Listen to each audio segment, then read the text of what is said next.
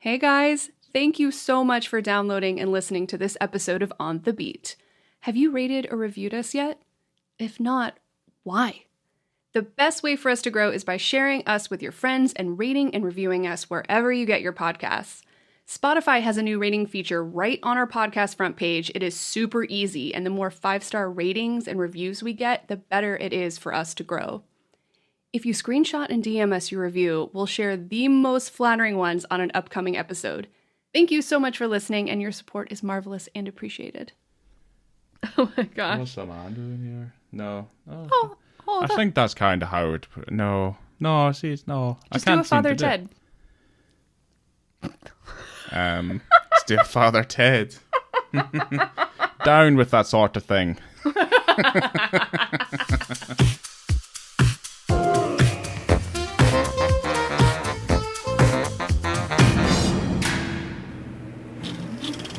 Well, hello there. Welcome to On the Beat, the podcast that uncovers full frontal male nudity in cinema. My name is Laura, and I am joined by my amazing, incredible, wonderful co-host, Ryan. I mean, I'm always here. It's not like I'm like in terms of the introduction. Like the introduction might need changing eventually, because they will expect me to be here unless you say otherwise. That's true. Because I'm sure there'll be an episode at some point where I'm not here. Maybe. You know, like I'll set it to record, and I'll be like, "Guys, you have fun," and then I fuck off to the pub. Or I say, don't go without me. Or I do that Stephen King thing where I'm just like, I'm going out to get a pack of cigarettes. Did Stephen King do that, or was it his father that did that? I think his father that did that, yeah. Ouch. So, yeah, traumatizing for him. But, yeah. Speaking of traumatizing, are you ready to talk about the 1992 thriller drama, The Crying Game? This isn't traumatizing. Well, I was just trying to... this was a roll it segue. in. It's a little bit traumatizing. Okay. At least for our main character, Fergus, played by Stephen Rea. This movie also stars Jay Davison as Dill, Miranda Richardson as Jude, Forrest Whitaker as Jody, and directed by Neil Jordan, our very first Neil Jordan. Yeah. I don't know. Maybe our only Neil Jordan. Yeah, I'm kind of assuming this is our only Neil Jordan. As far as I know from looking at the list, yeah, I got nothing else on Neil. Yeah, I feel like, I guess like in the pantheon of like the rest of his work, contextually, what we're talking about today is spot on, personally. But let's... In terms of being amazing? Yeah, because the dick reveal for this film is pivotal to the plot of this film. Oh, yeah. So it's a game changer for... Yeah, it's a crying game changer. Yeah. So let's kind of get into Neil Jordan, and we're going to give him the same justice we give everybody else. So Neil Jordan, he's an Irish film director, screenwriter, novelist, and short story writer. When he first started, he worked for like Irish television, but he got one of his biggest breaks when he worked with John Boorman of Deliverance fame. Oh, right. I'm not going to watch that movie. Zardos. Oh, as well. Okay. The Sean Connery movie. I won't watch Deliverance, but I fucking love Zardoz. There's nothing wrong with Deliverance. Well, we've got Zardoz on Blu-ray, and that commentary is phenomenal. I mean, you'll sit and you'll watch like a Lars von Trier, like an Antichrist, or The House That Jack Built that we watched recently, but you won't sit and watch Deliverance. No. And I'm not saying I'll never watch it, but I don't want to watch that movie. Okay. I'm not going to put myself through something I know is going to be absolutely horrific. I don't know if I said this, but I think I'm going to re-watch all of the films on my favorite films list to find out if they're still my favorite. Oh, that's a good idea. I think that's a really good idea. Like out of the really, really big list that you have on Letterboxd, or maybe... I cut it down to 55, but then some other stuff got added in recently, and I thought, well, look, I need to make this definitive so that I can move on with my life. I change my top 4 every once in a while, but it's very rare. Yeah, no, I've never changed my top 4, so I don't know if that's ever going to be the thing. We talk about favorite films because Crying Game is definitely up there as one of my favorite films. I think this film's really good, real good. I hadn't watched it in maybe 20 years. Yeah, and it's better. Yeah, it's better than I remember. I mean, we'll get more into it.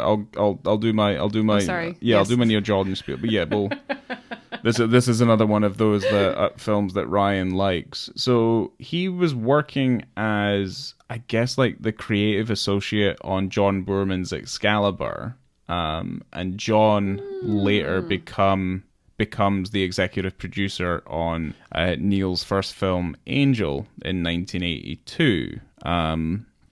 So let's just say, like, in terms of just an all-around kind of perspective on Neil Jordan's work, I would say he has a relatively eclectic range of films. Some would also say that it's relatively idiosyncratic. I didn't know what that word meant quite a few years ago. I got that on a school report once. What? That your work was idiosyncratic? No, that I as a person was idiosyncratic. I gotta be honest, Ryan, I'm not even sure what that means myself, and I was just gonna be quiet and pretend like I knew. Yeah, I mean, we'll figure it out as we go along, but I'm pretty sure it means inherently flawed in one way or another. I was definitely told that this was in primary school as well. This is as a preteen, I was told that I was idiosyncratic, so... yeah. Well, as a definition, it just means peculiar or individual. So maybe it's not as bad as you think. Right. That you have quite an individual type personality. I fucking hate the Scottish school system. Let's just put it that way. I didn't come out of it feeling particularly fond of anyone, really. So let's continue on with Neil Jordan's filmography, yes. right? Yes, thank you so much. So Angel, 1982. The Company of Wolves in 1984. Oh yeah. Yeah. So yeah, that's a kind of seminal work, I would say. Mona Lisa in 1986, which is a film that I haven't seen for a very, very long time. Bob Hoskins is in that movie. Love a Hoskins. Yeah. So I mean, that is definitely one to look out for. High Spirits in 1988. We're No Angels in 1989. The Miracle in 1991. And then The Crying Game does come out in 1992. And then I guess like kind of other things. He's still working today. He's got a new film on the way called Marlowe. Yeah, that's coming out next year in 2023. Yeah. Okay, so yeah, he's... it's in the can. They've got it in the can. As they say. It's in the can. In the biz. Yeah, well, it's about Philip Marlowe, and we're not going to bore our listeners who Philip Marlowe is. And I don't want to bore them talking about... Humphrey Bogart and... like the number of the number of different people and actors who have covered the role. Yeah, from the Raymond Chandler books. Mm-hmm. Yeah, of course. The one I liked, which was what, The Long Goodbye. Yeah, the Elliot Gould. I love that movie. Yeah, Robert Altman movie. I like that one. Yeah, it's a good one. I know I have one particular friend who will hate if I say that I don't like Humphrey Bogart. I'm so sorry. I still love you. I don't know. Well, there's the Maltese Falcon. There's the Big Sleep. Like, it's not... Yeah, Maltese Falcon. Yeah, no, they're boring. They're classics. Anyway, sorry. Yeah. Sorry. So, I guess, like, we've got The Crying Game in 92. And I guess just kind of as a segue, just to kind of, we'll wrap this all up in things. Like, he does Interview with a Vampire in 94. Michael Collins in 96, Butcher Boy 97, In Dreams and End of the Affair in 1999. And as far as I'm aware, 1999 is quite a big year for Neil Jordan. Those films are quite well received. Yeah, he does a lot of films that I really like.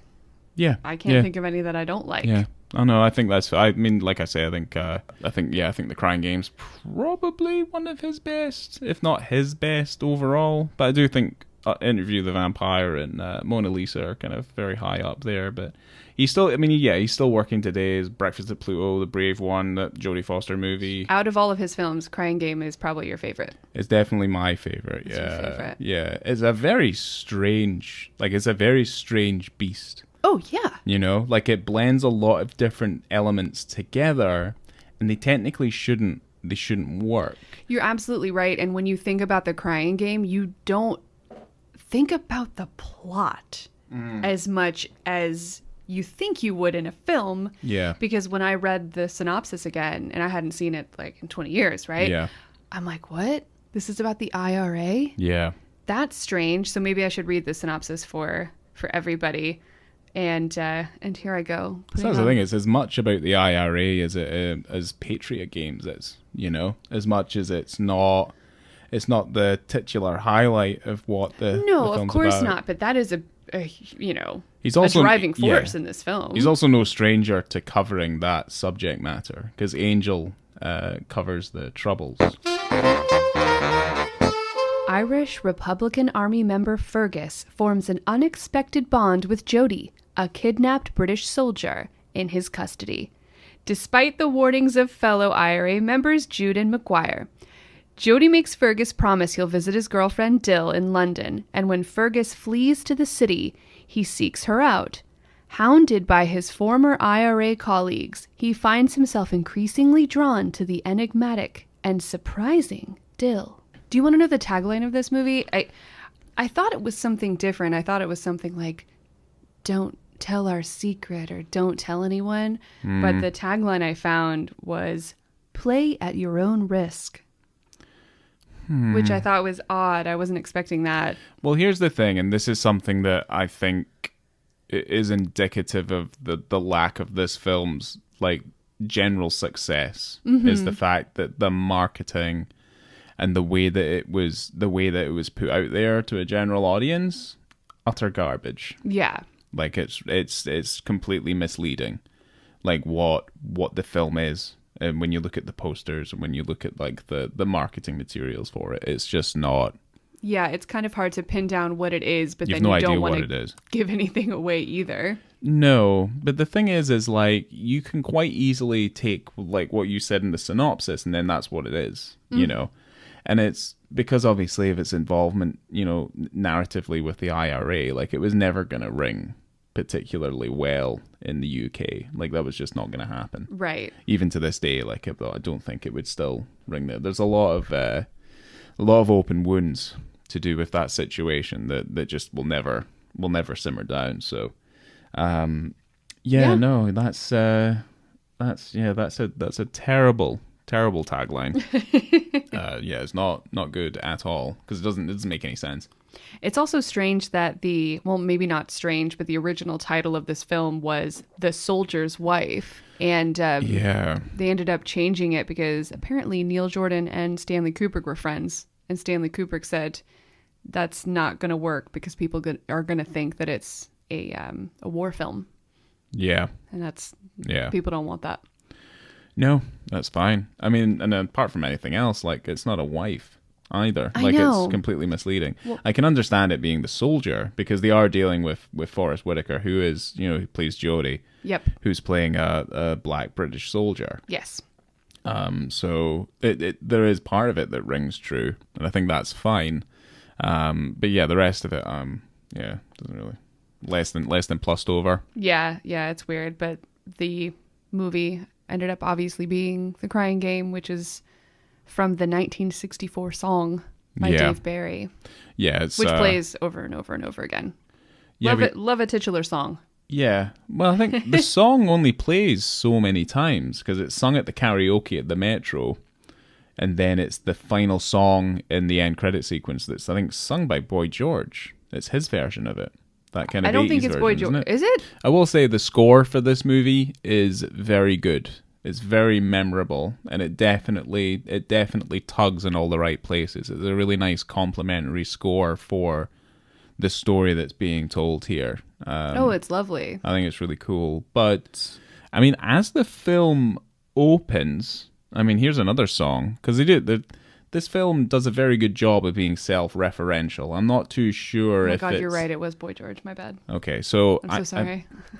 That's fine. I mean, it's only going to be the 7th apology that I'll actually accept, so we'll see what happens over the course of this episode. But the thing is like this film opens and closes with 2 separate songs, which are kind of very self-referential as to kind of the narrative of it. So the opening song is When a Man Meets a Woman. When a man meets a woman. Yeah, very interesting choice for an opening song. But then it's also quite literal, because Jodie is with Jude at the carnival. Yes. Which at this point is Miranda Richardson, Forrest Whitaker. Jodie's not sure who Jude is at this point. They're just a couple at the fairground. Yeah, they're just having a nice time on a date. Yeah, and not only that are we introduced to Forrest Whitaker, but we're introduced to his accent. Oh my god, I don't think I would have been so bothered if I didn't realize that if I know he's American. Yeah. So I'm automatically going to think it's strange. Yeah. And I'm automatically going to judge that accent. You're right, darling. I think everything's going to be all right. Oh, it's a scorpion in a frog. Oof. It's, yeah. I can't do any better. So. Well, they're having a conversation, and at one point, Jodie says, "Oh, he's never offended," but then I was like, "I am." Well, the thing is, like, we were watching the behind the scenes stuff, and we can't really recommend the behind the scenes stuff. It's very dry. I love behind the scenes. I love extra special features. Yeah. Especially the bloopers, which unfortunately this film did not have bloopers. Obviously. Yes. It would have been nice to see Stephen Rea like maybe crack a smile for anything other than being told to crack a smile. But he's adorable. We'll get to. I love Stephen Rea, but at the same time, like, we're gonna get to his performance in this movie as well, which is perfect. But no, yeah. What did you call him? What did you call him when we were watching the movie? Oh, you go. I have a nickname for him. Oh, monotonal Steve. Yeah. Yeah, and we're gonna be covering a lot of the monotonal stuff. Kind of comes out in the first half of the film, where it's basically him and Jodie talking as they have Jodie as a prisoner. Yeah. Well, he's just trying to be a good IRA soldier and do his job. Yeah. He's trying to not be too friendly. Yeah. Well, let's say there's many different kind of leaps, because in the behind the scenes stuff, they got like actual members of the IRA who were in prison and stuff like that, to kind of point out the fact that they're doing things that we wouldn't have done. Yeah, they fact-checked them, and it's weird that they had former IRA members filmed for the special features telling the filmmakers what they did wrong in the film and how they wouldn't have done that, and I just think that's an odd choice for a special feature on a DVD. Yeah, they would have been more useful back then. Prior to when the film was released. Yeah, absolutely. I mean, to be fair, like, it's, not effectively kind of in the midst of it. Like, they're not going to do that. Like, that's never going to happen. But, they're like, you've got IRA members who weren't even wearing a fake mustache. What are you thinking? Oh, yeah. It's like, you're not wearing gloves. You're not even wearing a mask. You're not even concealing your identity. You're just running through the street with a fucking Tech 9. They look like they're the only members of the IRA that ever existed. Just these few people. But, like, that stuff aside, like, if you kind of, because I didn't fucking know. Like, wasn't really too fussed about the whole thing. No, you're just watching a movie. You're just watching a movie. But there's the bit at the carnival where. Oh my gosh, I hope you're gonna talk about what I think you're gonna talk about. Like, I need to go for a piss. Yes. So he goes with it. Grabs her by the hand, and they're running, and there's a tent. It's like a fucking pee-pee tent, and it's got like this little cardboard sign up, and he's like, "I held a girl's hand when I'd gone for a piss before." And then wait, say that again. He said, "I'd never held a girl's hand when I'd gone for a piss before." They're holding hands as he's pissing. He's pissing in this little tent. And here's the thing. There's two things that I want to say about this. Okay. And one of them is he stops peeing. Right. Comes out of the tent and then touches her face with his piss hand. Immediately with his pissy hand, yeah. And just kissing Jude. Yeah. It's disgusting. Mm-hmm. But also it's the fact that obviously we're recording this episode because there is a penis in this film. And I know that most of you have seen The Crying Game. If you haven't, please go watch The Crying Game. What are you even doing listening to this if you haven't seen it? Yeah. So there will be spoilers. This will completely ruin the film for you. Yeah, I just want to say that flat out. Yeah. Definitely will ruin this film if you haven't seen it. Mm-hmm. But you're set up in a way to not expect to see a penis. And there are, I believe, 3 instances before we actually get full frontal nudity. Yeah. To where you are just not, you just think, okay, well, I'm not going to see a penis in this movie. The first one is when Forrest Whitaker goes to take a pee in the pee-pee tent. Yeah. He goes in there, he's completely shielded. He pees, comes out, no penis. Yeah. And you go, okay. You could have maybe shown him from behind or anything, but you feel safe in a way. Yeah. You're like, okay, I'm not going to see anything. But that's the first time. I'll point out the others later. But I just think that's really interesting that, like, Neil Jordan wanted to, in a way, just he wasn't giving anything away. Yeah, suspension throughout the whole film. Yeah, suspension of disbelief. There's many penises we could have seen. I feel like controversially, though, because of because of the way that it's revealed eventually, and because of the themes that the film itself is exploring, there's only so far they could take the film just in general. I feel like for the time, let's say early 90s, right? This is incredibly brave and daring and controversial, like, piece of work. Like, yeah. It just did not fly with anyone, any way, shape, or form, for whatever reason. Like, it just did not sing to anybody. Subjects and several subjects within the film that are, not, I don't want to say controversial, and I don't even want to say taboo necessarily, but touchy perhaps, for people. Yeah. And it still works perfectly. Yeah.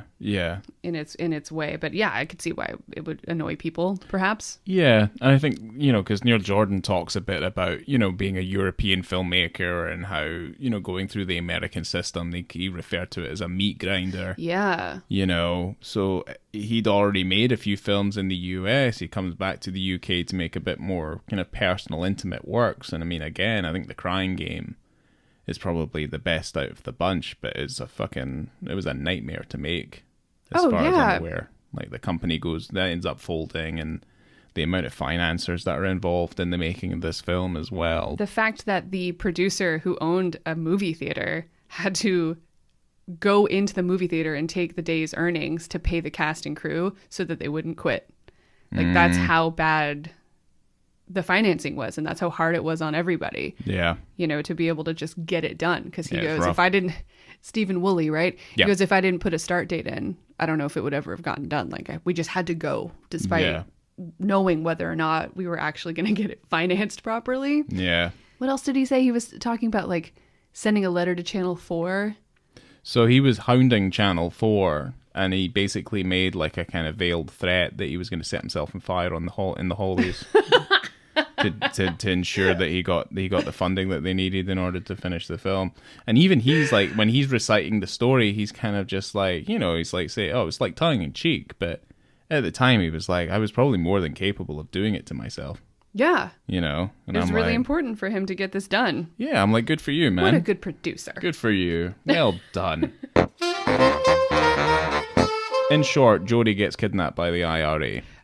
Oh, man. Okay. Yeah.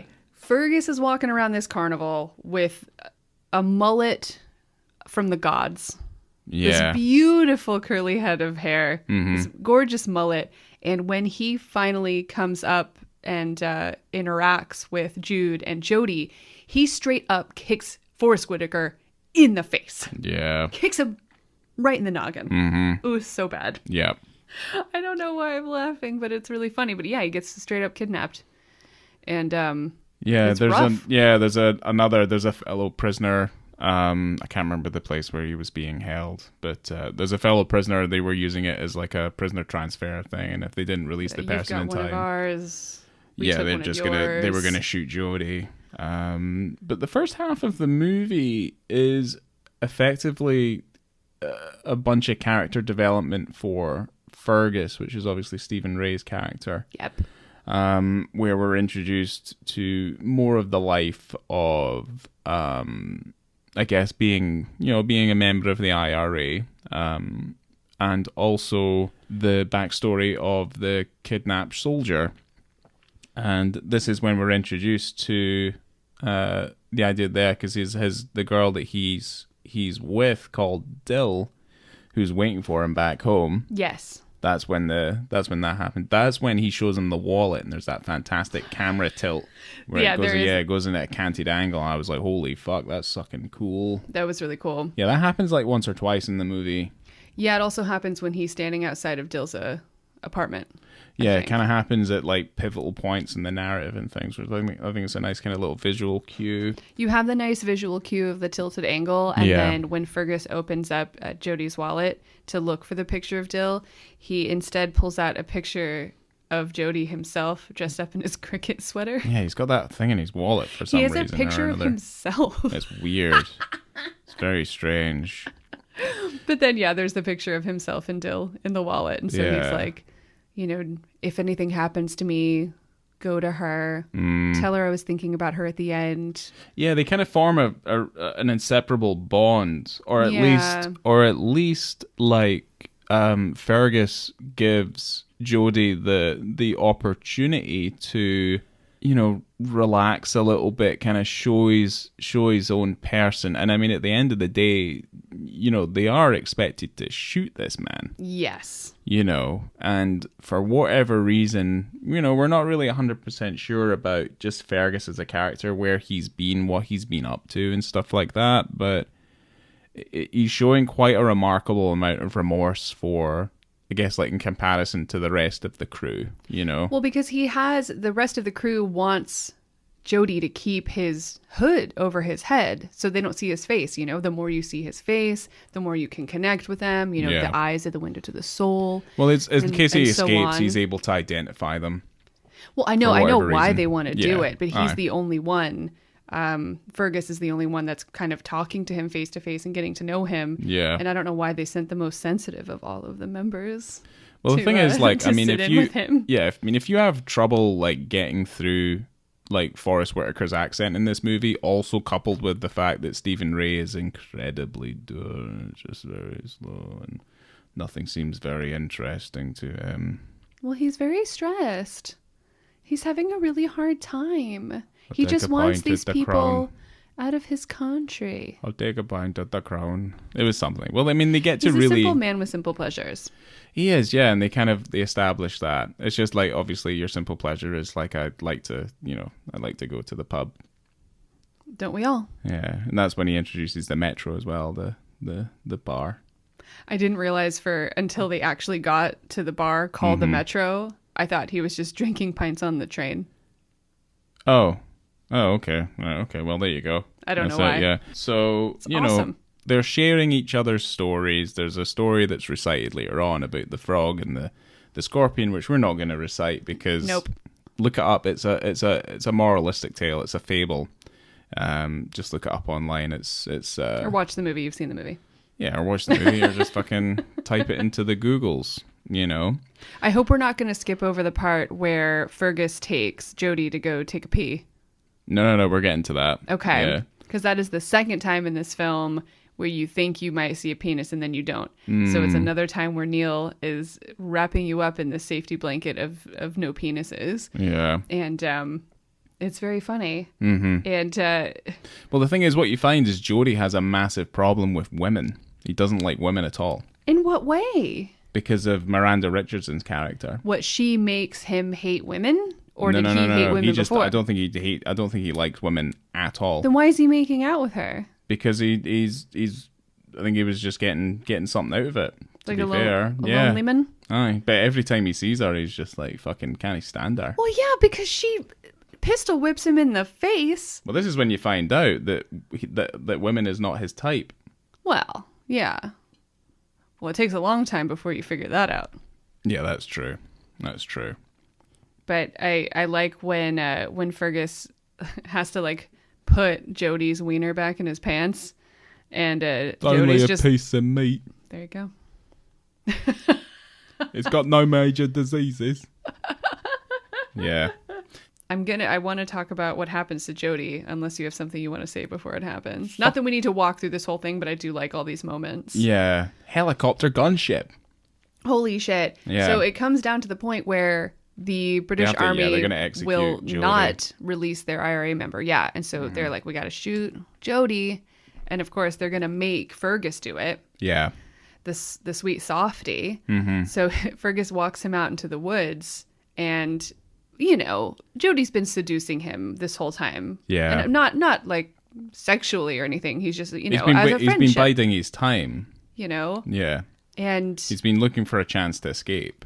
Yeah, and just hoping that he has gotten through to Fergus in this way to be like, hey man, we are best friends. Please don't hurt me. Yeah, please don't shoot me in the face. And they make jokes. He ends up trying to run faster than Fergus, which is hilarious because that's not going to happen. Why is that? He's a big guy. He's a big boy. Yeah. Runs around on the cricket fields. But how much do you run on a cricket field? Well, he's also pretty small. He's also technically meant to be a soldier, in inverted commas. You know, I mean, that was one of the criticisms they had about him, was that he looked overweight and a bit too podgy to be a soldier, which I can kind of agree. But he's also, I think he plays it really, really well. Yeah, he's great. Yeah. But when, oh boy, it's so bad. It was so shocking. Yeah, it's rough.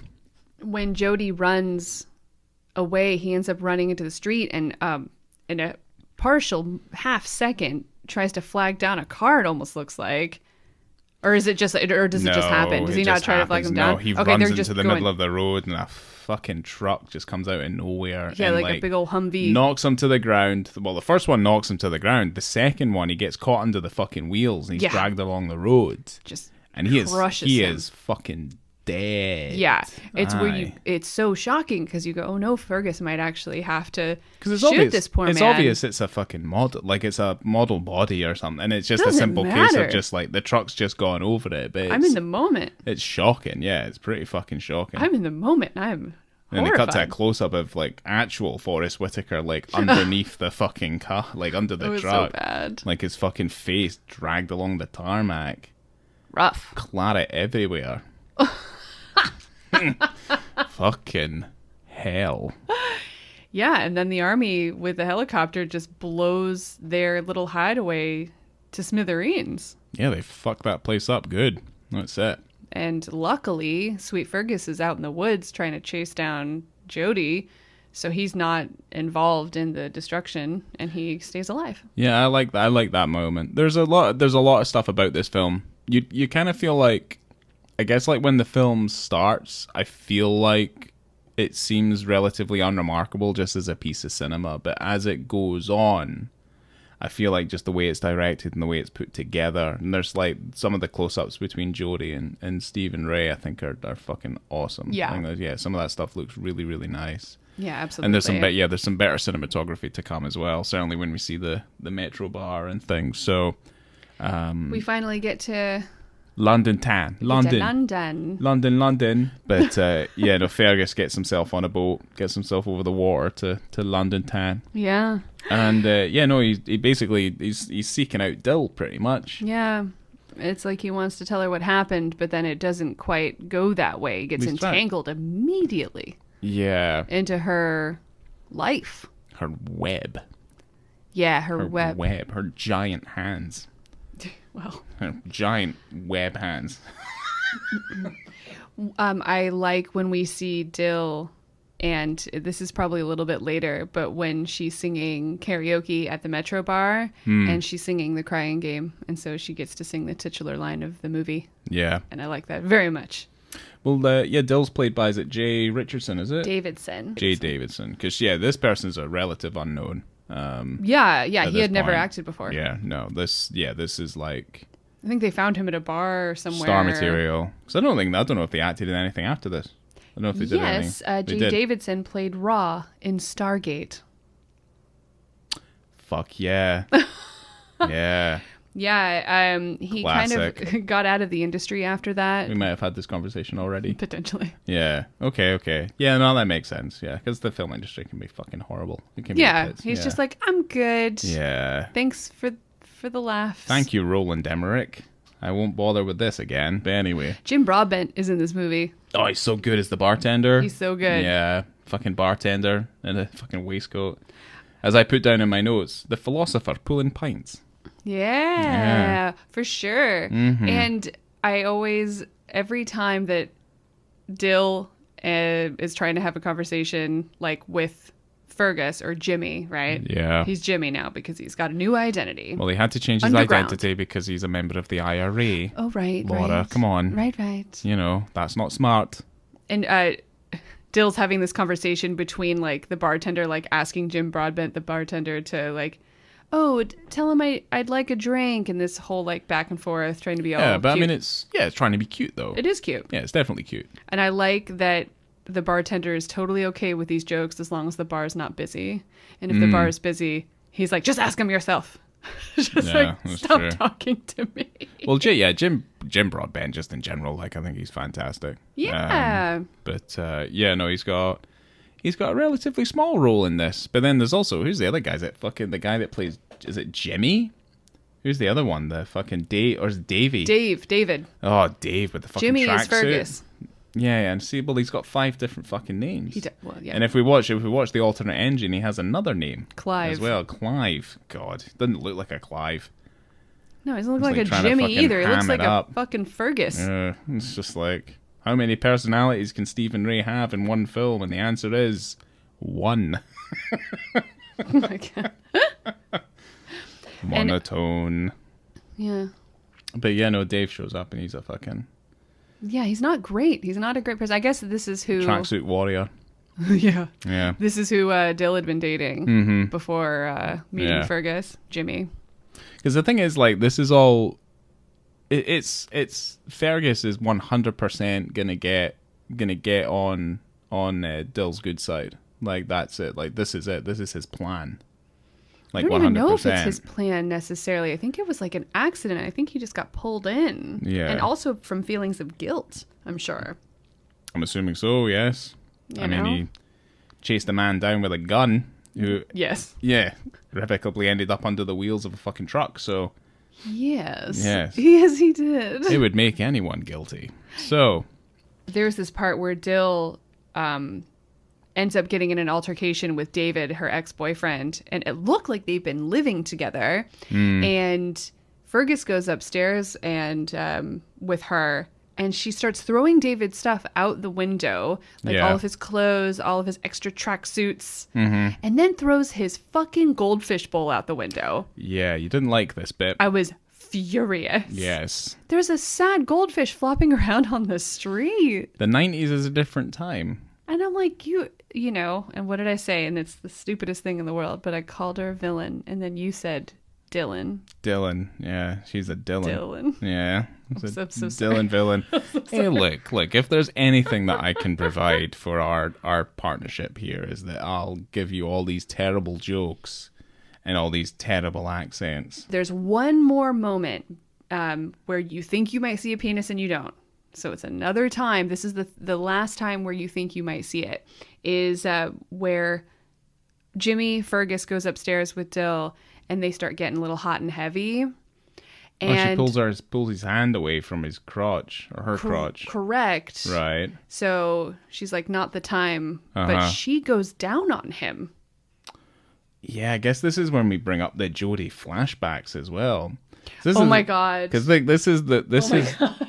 I mean, I really like this movie, but I mean, there's this weird bit, and I'm not even sure if like, I mean, there's probably some cricket, maybe someone who plays like cricket and bowls and stuff like that is on here, but if you're playing cricket, then I don't know. Oh But my gosh. At the same time, like, there's this slow-mo shot of Forrest Whitaker coming towards the camera, and it's all in bloom, and he does a cricket bowl, but it doesn't look good.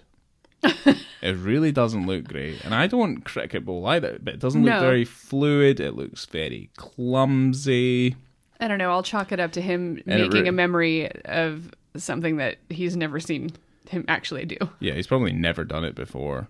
No. I mean, what, you mean Forrest Whitaker? Oh, yeah. Forrest Whitaker's probably never played cricket before. No. Has no idea what he's doing. But also our character, Jimmy do you Fergus, is like having a memory of something he's never seen. It's just like he's just making up this image. Do you think that image stays in Stephen Rea's head rent-free for like the rest of his life? Every time he comes. Every time he goes to bed. Every time he gets a blowy. Every time he gets a blowjob, he imagines Forrest Whitaker playing cricket. Because that happens like 3 or 4 times. And then the other one's just him like tossing the ball around. He turns around, he walks away. It's very weird. It's very strange. I can understand why it happens and why it's there. It's a nice little visual thing. But at the same time, it does like, it bridges the gap between that dick going in Dill's mouth to then Fergus coming. Yeah. And It's like the moment that you know, like in a film where he would definitely have came, right? Like he definitely came. Is like the exact moment when you see Forrest Whitaker's face. Also, like, I mean, if he did come, you wouldn't really notice it. He just kind of goes, ugh. And then that's it. He's just kind of, again, very kind of gratuitous or anything. Very kind of straight face. Well, it's not like it's not gratuitous or not. I mean, it probably could be. Oh, I mean, yeah. usually you're a little bit more animated in in the facial department when that sort of thing starts happening to you. The only thing you see is Forrest Whitaker's face. Just want a pint, maybe 2 pints at the Crown. We end up at the penis scene, which is a landmark scene in cinema, I would say. It is. They would say it kind of bridges a lot of kind of different cultural gaps in cinema. Yeah. I feel like. And it's I kind of feel like. this thing. Yeah, I mean, I would kind of say that, like, European cinema just in general is very good at doing this. And I guess, like, pushing the envelope a little bit. But if you were to speak to people within the culture itself, like the cinema audience scores for, you know, say, like, the country of origin, you'd be like, yeah, whatever. Because you know what? Again, like with the Crying Game, with a lot of the stuff that we cover, I mean, I was like, no, the dick scene's coming up. And you're like, no, it isn't. And I'm like, no, it is. Like, we're near the end of the film. Like, we've got half an hour left, probably after this scene happens. Like, the film is going to end. I can't remember how, like, in your face this bit is. No, I couldn't. Oh, fuck. Yeah, there it is. It's right. It's right there. Full frame. It's, it was, I couldn't remember. And Stephen Rea, like, Stephen Rea's face, Ray's face. Stephen Rea. I've spent fucking almost 15-something years saying Stephen Rea because it's spelt exactly the same way as Chris Rea, the popular musician, driving home for Christmas. You know, like that is like that's it. But I mean, this. I've only just figured out his second name's Ray. Maybe they only assumed that it was Ray because Stephen Rea is incapable of elongating vowels. I'm assuming. Okay, well, at an hour... hour... I'll just do the film, I suppose. I was asked to do the film, and I did the film, and It was much easier in those days. I don't know what it was. Someone just gave me a phone call, and I met them, and I read the script. At an hour, 1 minute, and 29 seconds I saw a dick. When we saw a dick. I saw a dick. Everybody saw a dick. It changed. Inches away from my face. Everything. Those inches were inches from my face. It's, yeah, like I said, I think at the beginning of the episode, this is pivotal in that it's written into the film. This needs to happen in order for the film to progress properly. So there was a conversation that Stephen Rea and Neil Jordan had, and apparently so Stephen said before he'd even gotten the script, they had dinner together. And Neil goes, do you want to do this movie? And he explained the whole story. And then he says, and then they go back to her apartment and she undresses and she's a guy. And then Stephen Rea immediately said, I'll do it. And then he also said, I'll do it. Oi, oi. But then he goes, I don't think I'd ever seen a penis on screen before. Ugh. That's what Stephen said. I don't even know how many more times I can reiterate that this like changes everything. It's so pivotal in this film, and it's so pivotal in the way that full frontal male nudity was used and like utilized in film from this point. Okay. You know, it's like a very shocking moment. It's very melodramatic. You know, it puts, and that's kind of why I was saying before, like there's all these moments leading up to this one really important time where you could have seen a penis. There are penises everywhere. Penises in people's hands, penises in people's mouths, penises in this other guy's hand, but you don't see them, you know? There's dicks and hands and then everywhere. There's just a human standing in front of another human, balls out. Yeah. And you never expected to see it. And that's why it was, shocking and interesting and fascinating. And, you have this man who's falling in love with this woman. And then, it just kind of topsy-turvy turns his life inside out. Yeah, pretty much. And it's crazy. Yeah. But like we say, I mean, it's pivotal. It's pivotal in the sense that you need it for this film and it's the only way that makes it shocking.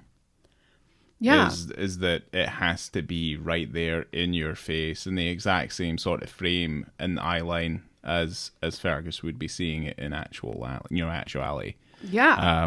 We're seeing that dick through his eyes. Oh, yeah, big time. Big time. To the point where it's kind of... Because I guess like all of the rest of the scenes, or certainly we could argue that a lot of the scenes that we have covered are relatively incidental. And that's essentially the way that I've looked at the scenes that we have covered is that they're not... The dick's presence is not essential to driving the story forward.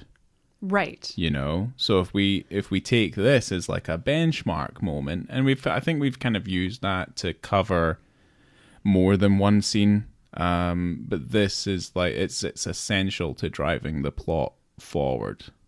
It's essential to driving the story forward.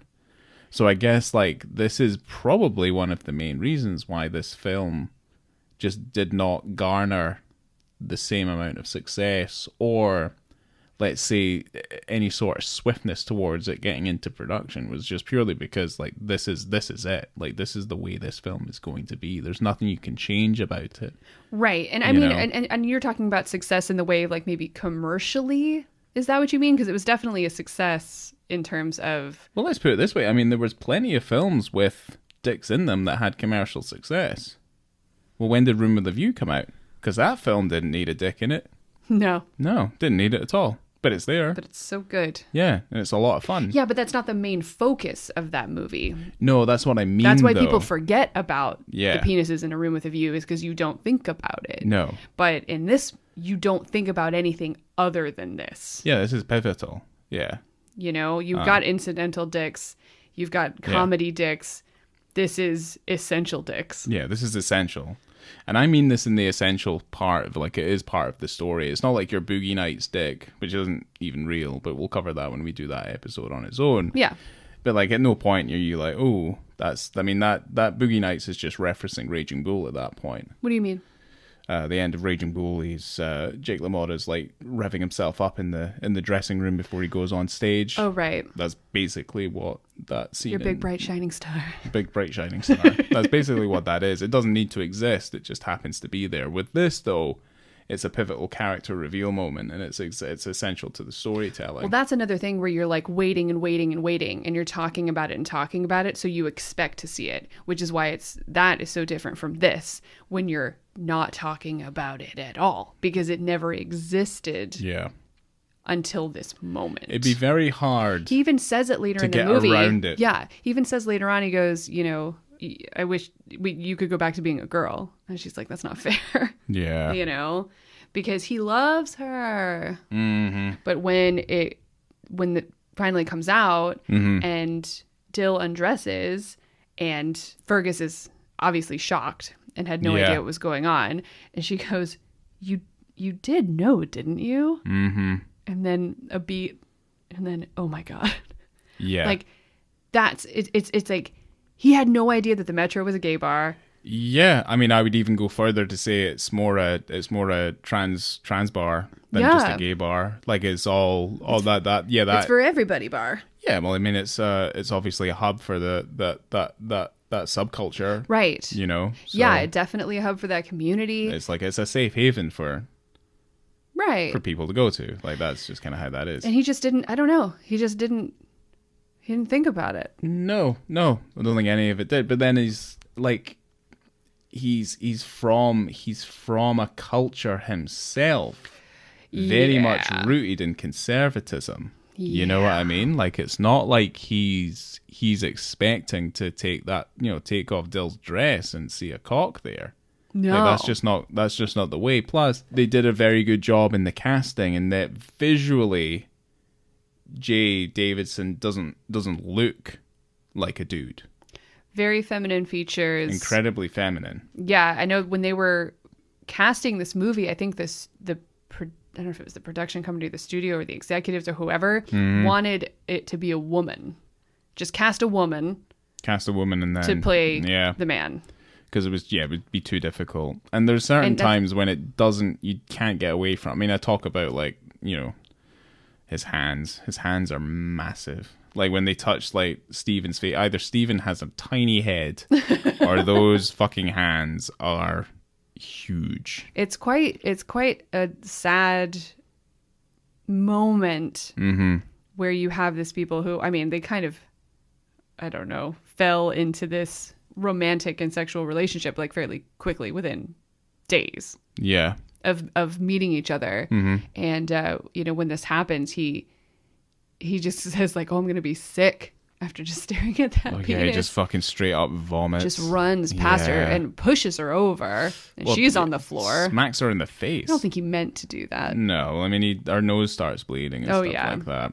She has that. But like her whole world kind of starts tumbling down. Yeah. But it's like, it's just a clash of cultures. Yeah, like that's basically what happens there. Yeah. And you're kind of, I guess, like he's kind of lulled into this kind of sense of security with the fact that, you know, they did kidnap a soldier, a British soldier. They just so happened to kidnap a soldier who's gay and leaning towards a male companion than a female companion. Yes. It's as simple as that, you know. So I guess like that's what kind of lulls, you know, Fergus into this false sense of security. But the thing is like he's not in love with Dill because of her body. Correct. He's in love with her as a person. Right. And that's kind of where the toing and throwing comes. Yeah, that's the conflict within him, you know, even though, I mean, and you can say whatever you want about people falling in love over a span of a couple days. Yeah. Because, yeah, fair enough. Yeah, it doesn't usually happen. No, it's a little bit silly, but I'm just going to take it in the context of this film. Because I love it. It is also a film as well. Yeah. It's also a story. Let these babies fall in love. Yeah. But I guess, like... I love it for them. You know, they fall out with each other, they get back together, all that. There's that great bit where she visits the building site. Oh, yeah. And they've got, like, that fucking... The racist... oh my god, yeah. It was like the owner of the building that they're constructing. Yeah, pretty much. Who says horribly racist things to Fergus. Mostly like horrible Irish slurs, which were probably not... well... There is hints at the fact that, like, obviously Jody, because he's black, he's getting called all sorts of things. Like, there is a point where Ray, he goes, "You ever pick your teeth up with broken fingers?" And the guy goes, "What do you mean?" And I'm like, well... I love that. It means, like, he's gonna break your fingers, and then he's gonna punch your mouth out with all your teeth, and then he's gonna tell you, pick them up. I like when he says that too, because he says that, and then I wish he did explain. And then Ray goes, "It's not a question." No. Or what? I don't know. He said something like that, but it made me laugh. Tough guy. Big broken fingers. He's a tough guy. What did you say? I'm leaving now. There's a thing that Dill says in the movie, which is never let the sun go down on an argument. And I just want to bring up that Matt Dillon also said that in Wild Things when he was having that threesome. That's true. I mean, we were talking about like the latent racism and stuff like that, but everyone thinks all the Irish people in this movie are from Scotland. That is true. And I get that all the time here, and everyone thinks I'm Irish. Yeah. Or at least I feel like I have a kindred spirit, you know, Celtically, if that's even a word. Like, yeah, I'm quite happy to deal with that side of things. But yeah, either way. That was a really weird joke, and I feel like maybe I'm not a pig because Dill kept thinking that he was Scottish, and I'm wondering if that's something that maybe Neil Jordan has dealt with in his life because he wrote the movie, you know. But then, yeah, a whole bunch of shit goes down. We're not gonna spoil any of it because I think it's pretty cool. Plus, I don't need to explain. You spoiled it for me earlier because I had forgotten the movie. Either way, that's okay. I forgive you. Either way, the film closes with "Stand by Your Man." Stand by your man. Yeah. Yeah, which I thought was very nice. Mm-hmm. Very interesting choices of songs. Yeah, because there's an alternate ending to this movie as well, where they try to make things a bit more light than they are, and it just kind of clashes. It's interesting because horribly with most of the film. It's one of those rare times where the ending that they didn't want was filmed first. Like they had to do it for the studios because the studio's like, I don't like the ending that you wrote, and so they had to. Yeah, it was film for.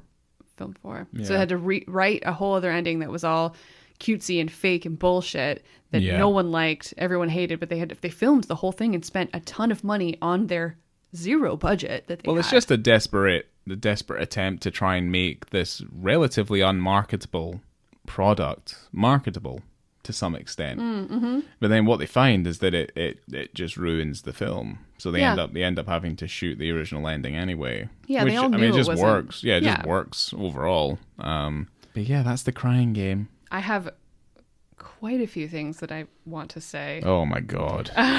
So, let me see. Maybe I should talk about the accolades first. Yeah, no, I mean I've done my notes. You So, I did? mean, Oh my gosh, I have so many yeah, more. so I'm expecting I got this some to weird be stuff to say. well, just give me the fucking hard. Okay, here are Hard the facts. awards. So this won Best Original Screenplay. Neil Jordan won that at the Oscars. Oh, okay. And it was nominated for tons of other things. Like Stephen Rea was nominated for Best Actor. We have Supporting Actor, Editing, Best Picture, Director. Like, it was nominated for all of the awards, All bunch. but didn't win. Okay. But it's interesting because when they did win for Best Original Screenplay, Neil Jordan was at the bar. I guess they changed the order or something, and he didn't know. And so they were like calling his name, and he had to run from the bar all the way up to the front to get his award. I like Neil Jordan. Yeah. Yeah. He's a fun lad. It did win BAFTA for Best Film. Yeah, see? That's fine. Yeah, Yeah. it's good. Because it did eventually get, like, it did get picked up. Like, it's an MGM release, The Crying Game. So, I mean, it did get picked up and it did get itself out there. Oh, yeah. You know? And these awards and the nominations and stuff like that would have elevated and gave it something. What else is on your list, Laura? Okay, so Stephen Rea was talking in an interview, and he said that the title of the film in China is, "Oh no, my girlfriend has a penis." I'm not even kidding. Stephen Rea said that in an interview. Hey, look, I mean, at least nothing's getting spoiled for anybody. Yeah, sure. You know what I mean? Like, it's straight up on Front Street. Stephen Rea's ex-wife, who was his wife at the time, was actually in the IRA. And she was put Okay. in prison. Well, that's not surprising. And she was involved in the car bombing at the Old Bailey. Fuck. Okay. Yeah. I did not expect to hear that today. Yep. Wow. Yep. Okay. She died maybe 7 years ago. I think it was like 2015. She passed away. In prison? No, she was released from prison, and then they got divorced. Of course. And I think they got divorced in 2008. I might be getting my dates mixed up, but yeah, they found her in her flat. But I think It's a sad, horrible fucking chapter in British and Irish history. yeah. So, One day, Jay Davison was sick on set, and the doctor came in and asked him if he might be pregnant. wow. Yep. Wow, what a fantastic doctor. Yeah. All right. Yeah. Okay. And Christ. also, during the whole time we were watching this movie, I know Miranda Richardson. What is she from? What is she from? And then I remembered she played Rita Skeeter in the Harry Potter movies. Yeah. She's also in... She's in tons of stuff, but like Yeah, she's in a ton of specifically, I remember her as Rita Skeeter Oh, okay. from Harry Potter. Yeah, that series of films that's... Yep. I can't stand. And we talked in the beginning of the movie about who would win the crying game if it was a game. Who cried the most? And the winner is Dill. Yay. Dill cried the Yeah. most. Jodie does cry. Yes, He because does get he's a little bit going too... to Because he's die. going to get shot. Yes. Yeah, so we did play the crying game ourselves, and I don't know, like out of the both of us, who do you think cries more? Probably me, right? Yeah, maybe you. Yeah, probably me, yeah, because I'm fucked in the head. So, Okay, Ryan, here we are. We've come to it. I want to know your final ratings, visibility and context. Give me what you got. 5. That is a correct answer. Good. That's good. I mean, God. it wasn't. I know. It wasn't a test, but And also she pulled out a fucking gun, and she was like, yeah, click. pistol whip you in the face. Fucking do it. What's your answer? Yeah. You know, no, I mean, yeah, no, I'd say 5. It's like contextually, I think it's probably the most accurate one we've had thus far out of 18 something episodes. It's probably one of the most important ones. Oh, But yeah. it's essential to the plot, and it moves the story forward. So it has to be a 5-star film because it's not incidental in any way, shape, or form. So Yeah. there you go. That is my That's my meat. Yep.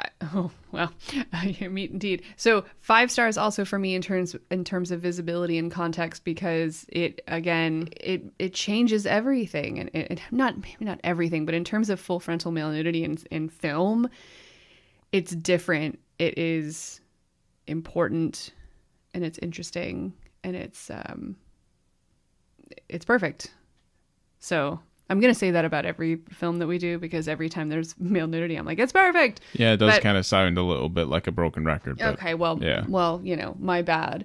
But it also changes things in terms of how penises are depicted, and, the male form of itself, how it's depicted in film. So I don't think that we've had anything quite like this in a film up until this point. No. Because it hasn't been depicted in this way. No. So, it's usually uber masculine, or it's in there as a joke, or comic relief. Yeah. This isn't any of those things. No. It's not funny. No. This film isn't very funny. No, it's the drama penis is this one. But it's still very important, and, All right. That's it. So, okay, so then give me your film rating. 5 stars. 5 stars? Oh, shit. Yeah, I really this like might this be film.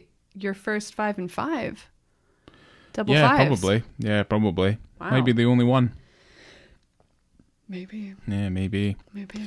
We don't cover a lot of films that I like. That on is this so podcast. not true. That is so not true, Ryan. I don't know. I'm going to go back on the list, because you're always surprised. And I remember when we started this podcast way back when, you said, I think about the films that I like, and I don't think there's any penises in it. But then, boom, boom, time and time again, pulling out the bangers. Yeah, I know. You're always surprised. Yeah, quite literally pulling out the bangers. That's right. Yeah, no, it's just because I'm not a fucking cock whore. Like, I'm not like, wow, there it is right there. Like, I'm kind of engrossed in the story. Well, I hope that I'm changing things for you. Yeah. And I hope and that that's you're not to say learning. that's not why I didn't call you that. I'm just saying I am. I'm not like it's not the Mr. wouldn't be wrong. Where's Waldo of That's me, though. searching. Yeah, it's no Where's Willie. Or technically it's not Where's Waldo back home, it is Where's Willie. Perfect. Yeah, back home. That's me. Waldo didn't translate over to the European I don't know what audience. Waldo is either. For me, I'm going back and forth. I gave it a 5, but I'd given it a 4 before. And so I think I'm going to give it a 4.5. Okay. And I'll have to change it on Letterboxd, because I keep going back and forth. I mean, these things are fluid. They change. But today, I feel 4.5 because I really, really like it. And Gender it was fluid? Super interesting to revisit this film after so long. Okay. And I look forward to doing it again, because I very much liked it. Yes. Very much enjoyed this film. Very much. Mm-hmm. Very, very. Very, very. I'm going to go for a quick pint in the Crown. Maybe 2. I'll go for a quick pint at the Metro. Or a margarita. Or a bottle of Guinness. There you go. Yeah. Well, thank you again for being here and sharing The Crying Game, one of the most important male nude movies that we've ever done. Yeah. And I'd like to do this episode again sometime. I liked it. Oh, okay. Yeah. I don't think we need to, but that's fine. Okay, great. Cool. Well, thanks again. I have been Laura. I am still Ryan. Nothing has changed in the last hour and 15 minutes. Jesus. Coming to you from the Metro. We'll see you again next time. Thanks, guys. Goodbye.